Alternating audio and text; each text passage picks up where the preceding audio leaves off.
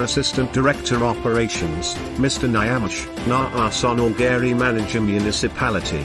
It therefore defeats logic where the fire engine buried itself on hearing smoke and fire gasping houses yesterday. The useless comments emanating from the empty-headed chief officers are as useless as the rulership itself.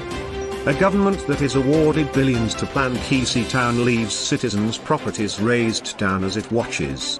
The gas cylinders being sold as sweet potatoes along the streets of Kisii town speak of an impotent and impuissant government. The government which has postponed to eat every bone and drink dry every drop of blood of its citizens. The manager initially pretended to impound these liquefied products and later released them without giving proper instructional directions in regard to its handling. This explains why the fire engine was not released. They bribed 10,000 shillings as fines to manager municipality Naasonogary through Mr. Ontigi, Deputy Revenue Officer Wesley Otuk.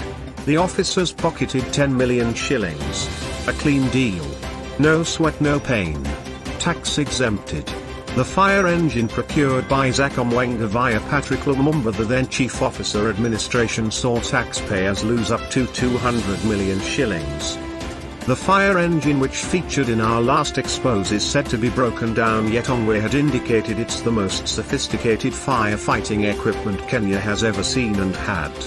Possibly due to its magnitude, Ongwe directed it be kept away from the public because it will scare them. Fundamentally, the fire engine, with huge and enormous queries and ongoing investigations by IEC on how it was procured, has brought shame and sudden economic saboteur. Records from municipality reflect a boom business. In 2019, 2020 and 2021 alone, the fire engine is said to have consumed 21 million shillings as expenses for maintenance. It's allocated 250,000 shillings every month, but the high maintenance costs is another economic tale. In 2019-2020, Mr. Nicodemus Orito, then Director Disaster Management, procured spare parts for the fire engine at a cost of 7 million shillings. The money went to Ongwe for personal use because it's already broken down. Nothing was replaced. It has been a norm. Loot and varnish. Take the Lutum Kumbwa. He will always ask Lumumba to upgrade your job group and place you in a comfort zone position to keep swindling as Ongwe stashes it offshore accounts. Nicodemus was transferred after IEC stormed to investigate.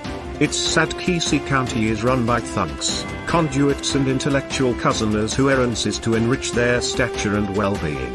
This is the